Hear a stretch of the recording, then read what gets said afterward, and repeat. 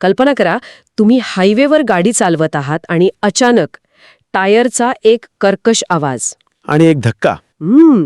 हृदयाची धडधड एकदम वाढते आणि मनात पहिला विचार येतो, आता काय करायचं. बरोबर. अपघात ही अशी घटना आहे जिथे खरं तर काही सेकंदात आपलं जग बदलून जातं. ही फक्त गाडीच्या नुकसानीची गोष्ट नाहीये, नाही, अजिबात नाही. तर कायदेशीर, वैद्यकीय आणि आर्थिक जबाबदाऱ्यांचं एक असं गुंतागुंतीचं जाळं आहे. आणि या जाळ्यात म्हणजे गोंधळून गेल्यामुळे अनेक जण मोठ्या चुका करून बसतात.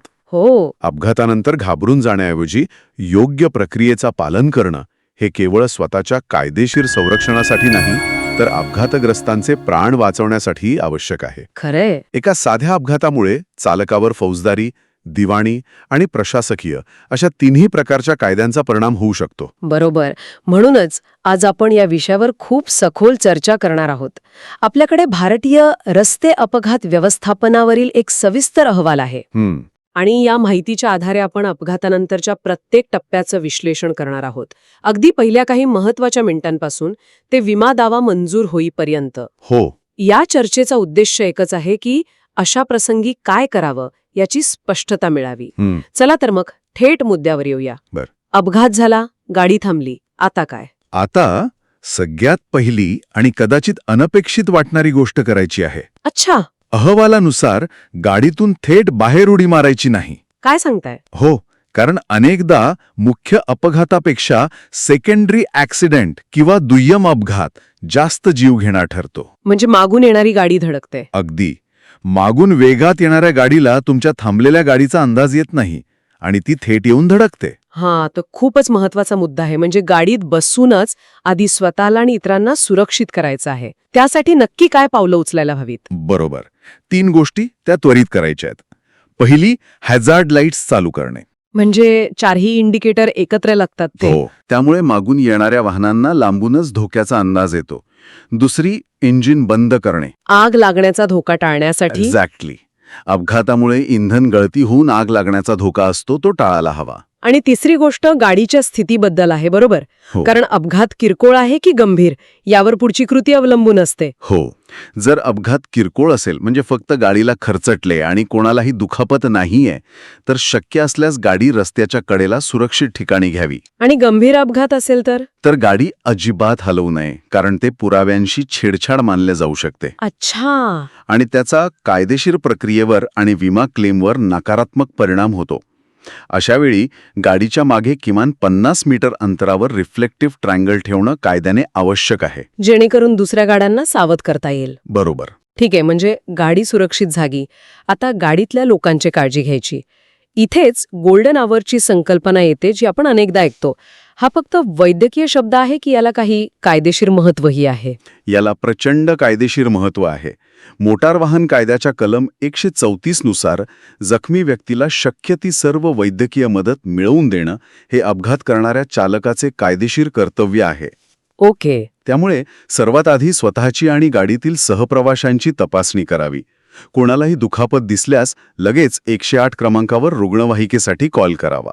108 नंबरवर जी रुग्णवाहिका येते ती इतरांपेक्षा वेगळी असते का? हो, ती EMRI म्हणजेच emergency management and research institute या संस्थेअंतर्गत चालवली जाणारी एक सुसज्ज रुग्णवाहिका असते. अच्छा. त्यात प्रथमोपचारासाठी लागणारी सर्व उपकरणं आणि प्रशिक्षित कर्मचारी असतात. पण समजा रुग्णवाहिका यायला उशीर होतोय तर कायद्यानुसार जखमीला उपलब्ध वाहनातून जवळच्या रुग्णालयात नेणं बंधनकारक आहे. पण इथेच तर खरी अडचण येते.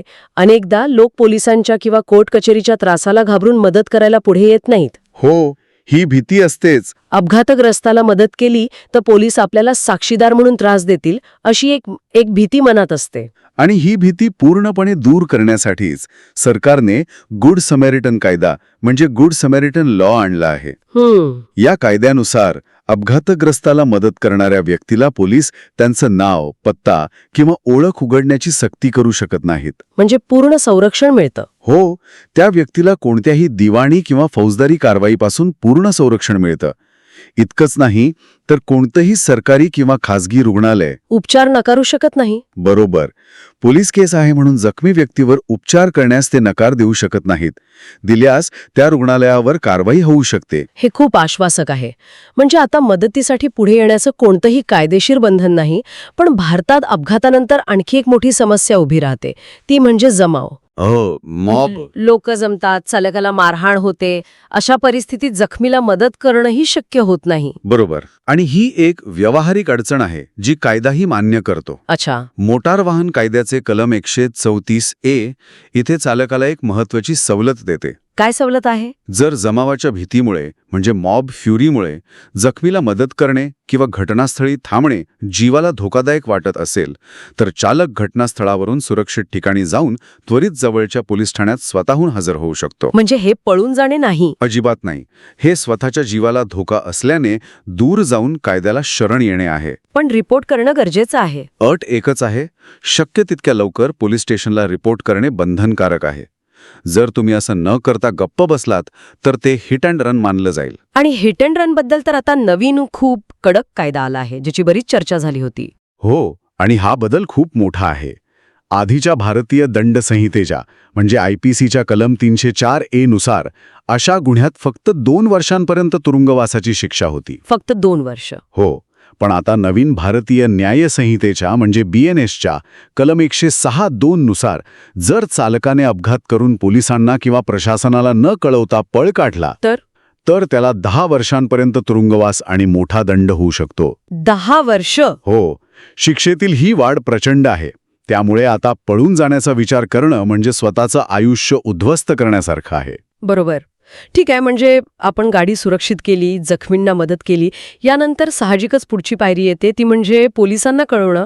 पण इथेही गोंधळ होऊ शकतो. 112, 100 की 103 नक्की कोणता नंबर लावायचा? गोंधळ टाळण्यासाठी सगळ्यात सोपा आणि प्रभावी मार्ग म्हणजे 112 हा राष्ट्रीय आपत्कालीन क्रमांक आहे. अच्छा. कारण तो थेट हायवे अथॉरिटी आणि हायवे पोलिसांशी जोडलेला असतो. आता पोलिसांशी संपर्क झाल्यावर पुढची प्रक्रिया सुरू होते. मला नेहमीच हा प्रश्न पडतो. काही जण म्हणतात FIR करा, काही जण म्हणतात फक्त GD एंट्री पुरेशी आहे. सामान्य माणसासाठी हा गोंधळ खूप मोठा आहे. नक्की कधी काय करायचं हे अहवालात स्पष्ट केलं आहे का? हो, आणि हा गोंधळ की नाही विमा कंपन्यांसाठी एक मोठी संधी असू शकते. अच्छा. यातला नियम अगदी सोपा आहे, जो प्रत्येकाने लक्षात ठेवायला हवा. या 2 गोष्टींमधला फरक त्यांच्या नावांमध्येच आहे. FIR म्हणजे फर्स्ट इन्फॉर्मेशन रिपोर्ट. जेव्हा अपघातात कोणाला दुखापत होते, मृत्यू होतो किंवा गाडीची चोरी होते, म्हणजे जिथे दखलपात्र गुन्हा घडतो, तेव्हा FIR दाखल करणे अनिवार्य आहे. यानंतर पोलीस कायदेशीर तपास सुरू करतात. विशेषतः थर्ड पार्टी विमा क्लेमसाठी FIRची प्रत असणे आवश्यकच आहे. आणि GD एंट्री? GD म्हणजे जनरल डायरी एंट्री, ज्याला मराठीत साना किंवा स्टेशन डायरी नोंद म्हणतात. ओके. जेव्हा अपघातात कोणीही जखमी झालेलं नसतं, फक्त गाड्यांचे किरकोळ नुकसान होते, तेव्हा GD एंट्री पुरेशी असते. म्हणजे पोलीस यात तपास करत नाहीत? नाही, पोलीस यावर सक्रिय तपास करत नाहीत, पण तुमच्या ओन डॅमेज विमा क्लेमसाठी हा एक महत्त्वाचा पुरावा असतो की तुम्ही पोलिसांना अपघाताची माहिती दिली होती. म्हणजे दुखापत झाली तर FIR, फक्त गाडीचं नुकसान झालं तर GD. हे अगदी स्पष्ट झालं. आता आणखी एक शब्द जो आपण सिनेमात खूप ऐकतो, स्पॉट पंचनामा. हो. याची विमा क्लेममध्ये काय भूमिका असते? पंचनामा हा विमा क्लेम प्रक्रियेचा कणा आहे असं म्हटलं तरी चालेल. इतका महत्वाचा? हो. पोलीस 2 निष्पक्षपाती साक्षीदारांसमोर घटनास्थळाची पाहणी करून जे काही तपशील नोंदवतात त्याला पंचनामा म्हणतात. त्यात रस्त्याची स्थिती, गाड्यांची दिशा, नुकसानीचं स्वरूप, ब्रेकच्या खुणा अशा अनेक गोष्टींचा समावेश असतो. आणि विमा कंपनी याचा वापर कसा करते? जेव्हा विमा कंपनीचा सर्वेयर तुमच्या गाडीची पाहणी करायला येतो, तेव्हा तो तुम्ही क्लेम फॉर्ममध्ये दिलेली माहिती आणि पोलिसांनी तयार केलेला पंचनामा यांची पडताळणी करतो. आणि यात फरक आढळला तर क्लेम नाकारला जाऊ शकतो. उदाहरणार्थ, तुम्ही क्लेममध्ये लिहिलं की डाव्या बाजूने येणाऱ्या गाडीने धडक दिली, पण पंचनाम्यात नोंद आहे की गाडीच्या उजव्या बाजूला जास्त नुकसान झाले आहे. अच्छा. तर सर्वेयरला संशय येऊ शकतो आणि तुमचा क्लेम धोक्यात येऊ शकतो. इथेच अहवालातील एक अतिशय व्यावहारिक सल्ला आठवतो. तुमचा स्मार्टफोन हा तुमचा सर्वात मोठा वकील आहे. एकदम बरोबर. आजकाल प्रत्येकाच्या हातात स्मार्टफोन असतो. साहजिकच सगळे फोटो काढायला सुरुवात करतात. पण अहवालानुसार फक्त तुटलेल्या हेडलाईटचा फोटो काढून काहीच उपयोग होत नाही. नाही, काहीच नाही. मग प्रभावी पुरावा म्हणून फोटो नक्की कसे काढायला हवेत? अगदी बरोबर. फोटो काढण्याचाही एक प्रोटोकॉल आहे. फक्त तुटलेल्या भागांचे क्लोजअप फोटो काढून तुम्ही हे सिद्ध करू शकत नाही की चूक कोणाची होती. मग काय करायचं? त्यासाठी काही विशिष्ट पद्धतीने फोटो काढणे गरजेचे आहे. पहिला नियम आहे 4 कॉर्नर्स रूल. 4 corners rule. हो, म्हणजे दोन्ही गाड्यांच्या चारही कोपऱ्यांतून लांबून फोटो काढा. जेणेकरून गाडी रस्त्याच्या कोणत्या लेनमध्ये होती, रस्त्याच्या मधोमध होती की कडेला, हे स्पष्ट दिसेल. ओके. दुसरं, दोन्ही गाड्यांच्या नंबर प्लेटचे स्पष्ट फोटो घ्या. तिसरं, इम्पॅक्ट पॉइंट म्हणजे जिथे गाड्या एकमेकांना धडकल्या आहेत त्याचे क्लोजअप फोटो. अच्छा. जर दुसऱ्या गाडीचा रंग तुमच्या गाडीला लागला असेल, ज्याला पेंट ट्रान्सफर म्हणतात, तर तो एक मोठा पुरावा असतो. आणि आजूबाजूच्या परिस्थितीचे पण फोटो काढायचे का? हो. चौथं, आजूबाजूच्या परिस्थितीचे फोटो, जसे की तिथे सिग्नल होता का, रस्त्यावर खड्डे होते का, किंवा टायर घासल्याच्या खुणा म्हणजे स्किड मार्क्स आहेत का, हे सर्व फोटो मिळून अपघाताचे एक चित्र तयार करतात. हे खूपच उपयुक्त आहे. म्हणजे पुराव्यांची जमवाजमव झाली. आता सर्वात महत्वाचा आणि किचकट वाटणारा टप्पा, विमा क्लेम. अहवालानुसार एक मोठी चूक आहे जी लोक हमखास करतात, ज्यामुळे त्यांचा क्लेम 100% नाकारला जातो. ती चूक म्हणजे घाई करणे. घाई करणे. हो, अपघात झाल्यावर अनेक जण ओळखीच्या गॅरेजमध्ये गाडी नेतात आणि लगेच दुरुस्तीला टाकतात. ही सर्वात मोठी चूक आहे. पण गाडी तर दुरुस्त करावीच लागेल ना? लागेल, पण त्याची एक पद्धत आहे. विमा नियमांनुसार विमा कंपनीच्या अधिकृत सर्व्हेयरने गाडीची आणि नुकसानीची पाहणी करण्याआधी तुम्ही गाडी दुरुस्त करू शकत नाही. अच्छा. तुम्ही एकदा गाडी दुरुस्त केली की नुकसानीचा अंदाज घेता येत नाही आणि क्लेम तांत्रिक कारणास्तव रद्द होतो. मग योग्य प्रक्रिया काय आहे? अपघात झाल्यावर शक्यतो 24 ते 48 तासांच्या आत तुमच्या विमा कंपनीच्या टोल फ्री नंबरवर कॉल करून घटनेची माहिती द्या. ते तुम्हाला एक क्लेम नंबर देतील. ओके. त्यानंतर ते एका सर्व्हेयरची नेमणूक करतील. तो सर्व्हेयर येऊन पाहणी करेपर्यंत गाडी दुरुस्तीला टाकू नका. विमा घेताना एजंट नेहमी 0 डेप्रिसिएशन किंवा 0 डेप कव्हर घ्या म्हणतात. पण ते खरंच गरजेचं आहे की फक्त पैसे जास्त घेण्यासाठीच सांगतात? नाही, ते खूप गरजेचं आहे. 10,000 रुपयांच्या नुकसानीमागे नक्की किती फरक पडतो? खूप मोठा फरक पडतो. समजा तुमच्या नवीन गाडीचा बंपर 10,000 रुपयांचा आहे. तो फायबरचा असतो. हो. साध्या पॉलिसीत विमा कंपनी म्हणेल, तुमचा बंपर जुना झाला, आम्ही त्यावर 50% घसारा म्हणजे डेप्रिसिएशन कापण्या. म्हणजे निम्मे पैसे कापले जाणार? हो, कारण नियमानुसार प्लास्टिक, रबर, फायबरच्या भागांवर 50% घसारा कापला जातो. म्हणजे तुमच्या हातात फक्त 5,000 रुपये येतील. उरलेले 5,000 तुम्हाला खिशातून भरावे लागतील. आणि 0 डेप असेल तर? 0 डेप कव्हर असेल तर हा घसारा कापला जात नाही आणि तुम्हाला पूर्ण 10,000 रुपये मिळतील. बापरे, हा तर थेट 5,000 रुपयांचा फरक आहे. हो, नवीन गाड्यांसाठी हे कव्हर असणं अत्यंत फायदेशीर आहे. तर मग या सगळ्याचा अर्थ काय? आपण बऱ्याच गोष्टींवर बोललो. जर हे सगळं सोप्या भाषेत एकत्र मांडायचं झालं तर अहवालात एक 10 स्टेप चेकलिस्ट दिली आहे. त्यातले महत्वाचे मुद्दे कोणते? त्यातल्या काही महत्वाच्या कृती पुन्हा लक्षात ठेवूया. 1. थांबा आणि गाडी सुरक्षित करा. म्हणजे हॅझर्ड लाईट्स, इंजिन बंद. 2. पळून जाऊ नका. अजिबात नाही, कायद्याला सामोरे जा. 3.